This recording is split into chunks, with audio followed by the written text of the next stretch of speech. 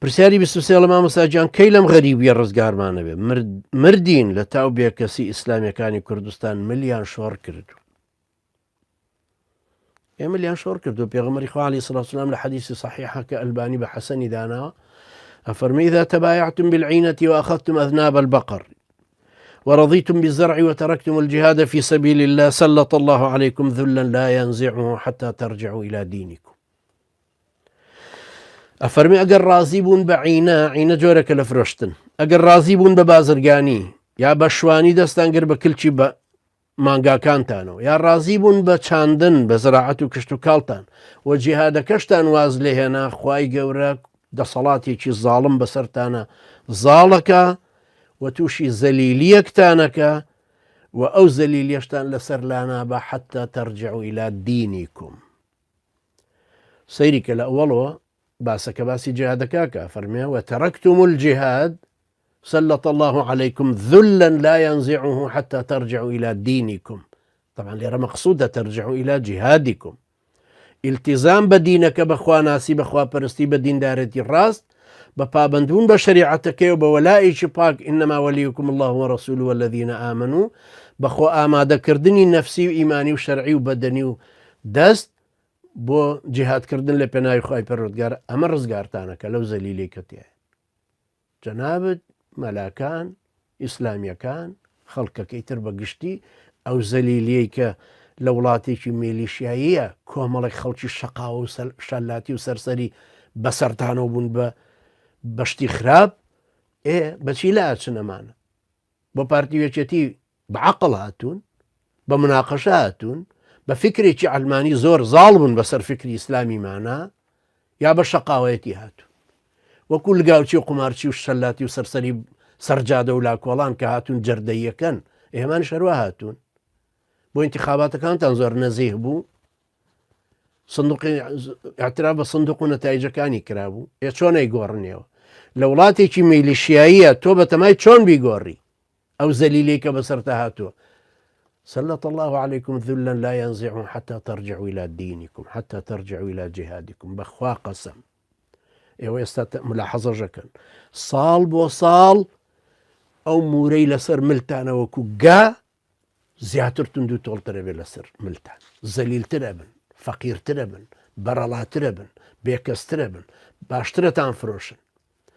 ئەو هەموو مزاهرە و قسانەتان کرد ئەو هەموو شتانەتان کرد بەشداری ئەو هەموو انتخاباتانەتان کرد چێ مایە پوچ دەرچوو ئێوە مایە پوچ دەرچوون یا پارتی وێچێتی تخوا چێ دەستی بە سمێڵە تاشراوەکە هێنا بافێڵ یا ئێوە چێ گرەوی بردەوە هادی العامری و سلەیمانی قاسم سلەیمانی یا ئێوە برتانەوە چۆن نەیگۆڕێ خوای گەورە خوبرا ئەمە قانونە قانون یعنی خوای گەورە ئەم گەردونە ناگۆڕێ بۆ پێغەمبەرێکیش پێغەمبەری بەڕێز هەیە کوژراوە لە دارا بڕیویانێت وەکو سەیدنا زەکەریا پێغەمبەری بەڕێز هەیە ملیان قرتانەوە لە سەریاندا وەکو سەیدنا یەحیا سەلامی خوای لێ ئێمە پێغەمبەری خوایە بەڵام خوای گەورە قانونەکەی بۆ نەگۆڕیوە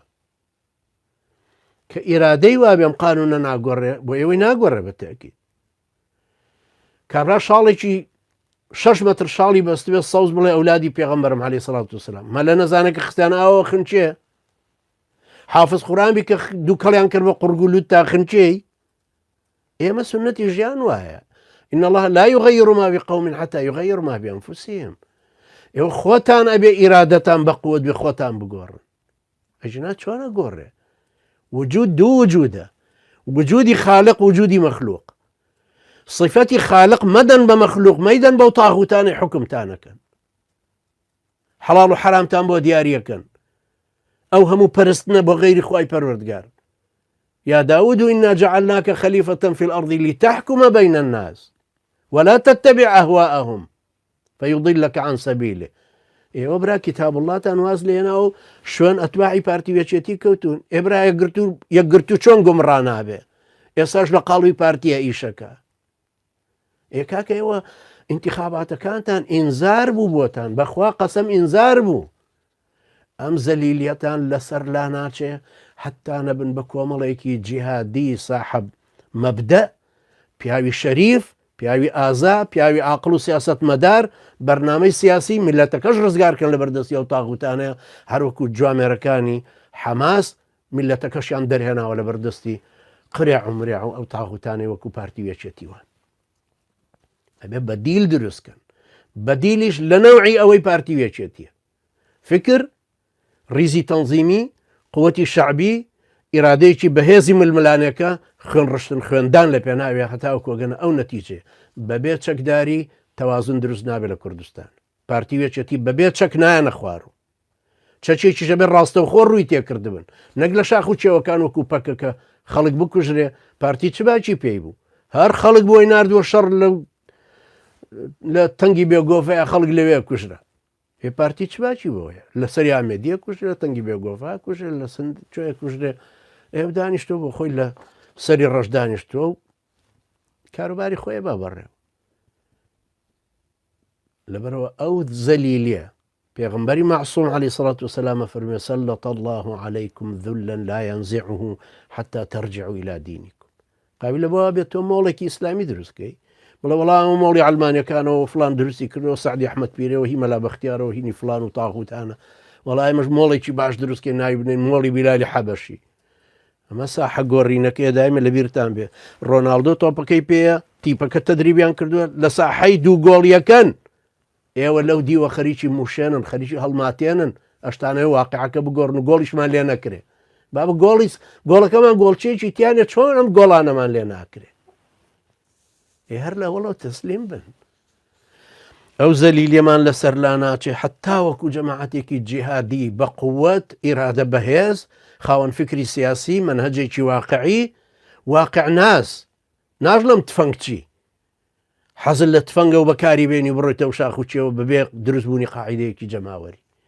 بەبێ و اعتیمادکەیتە سەر نەفسی خۆ دوای خوای پەروەردگار لە مەسەلەی ئیدارەتە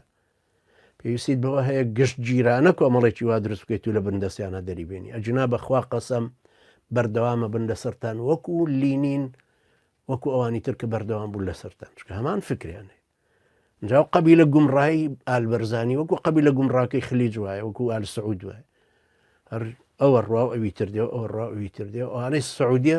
فەخرەکەن بۆی کە 500 ساڵە ئال سعود حکومەکە ئێ هەر بالمقابل 500 ساڵە لە بنەماڵی بارزانانی 500 ساڵە بەو شێوێ هێناویانە زمانی تەکیە و زمانی تر قەومی و زمانی حیزب و ئێستا عەلمانیەت و دیموکراسی و مافی مرۆڤ و لەو قسە سلانەوە ئێستاش نەوت